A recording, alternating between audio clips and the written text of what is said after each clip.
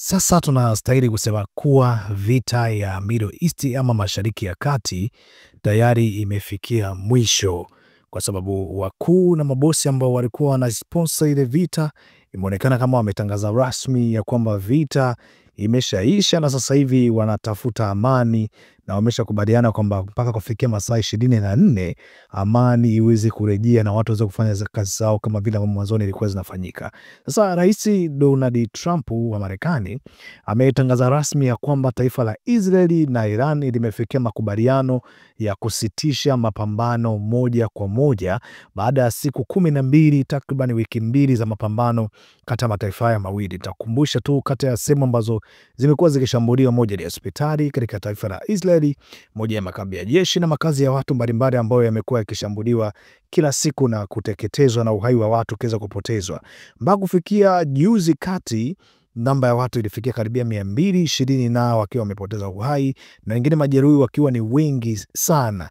Lakini siku ya jana tukaweza kushuhudia pia taifa la Marekani likiweza kushambulia moja ya bases ama kambi ambazo ni za taifa la Iran, nao Iran ikasema itajibu mapigo kwa namna tofauti. Na kweli tukaja kushuhudia kwamba wamekuja kushambulia moja ya kambi ya nchini Katari ambayo inamilikiwa na Marekani, japokuwa inadaiwa kuwa mabomu yale yaliweza kuzuiliwa na kuweza kufika na watu walishaondolewa. Kwa hiyo hakuna hata mtu mmoja ambaye alikuwa amezuiliwa na kile kitu. Lakini siku ya leo taarifa rasmi ambayo imetoka na rais wa Marekani ni kwamba ile vita imeshakamilika. Kwa hiyo itaitwa tu ni vita ya siku 12, vita ambayo ilikuwa inategemewa itachukuliwa miaka na miaka na ambayo mgogoro umedumu kwa muda mrefu sana.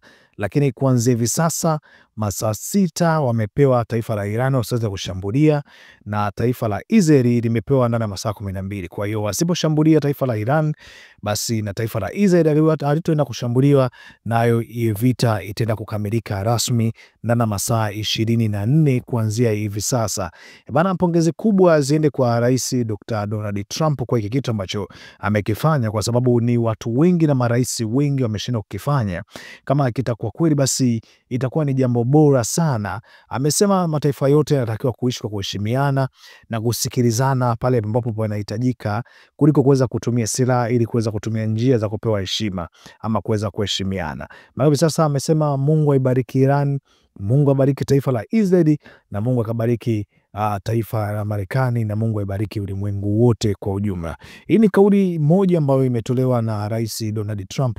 Nadhani kwa upande wako unadhani hii kauli ambayo imetolewa na Trump inaweza kuja kufanya kazi ya kwamba waweza kukutana na kuweza kuamua jambo hili, au imekuwa tu ni kama ukumbusho watu kuweza kuwakumbusha kwamba jamani, inahitajika amani kwenye ulimwengu, na kama kuwapoza tu ile hatari ambayo imeweza kutokea. Lakini hatari nyingine ambayo inaweza kuweza kutokea sasa hivi inaweza kutokea mataifa yenyewe ya Waarabu kwa Waarabu, kwa sababu kama taifa la Iran limeweza kushambulia taifa la Katari na Saudi Arabia ni mataifa ambayo hayampendi Iran.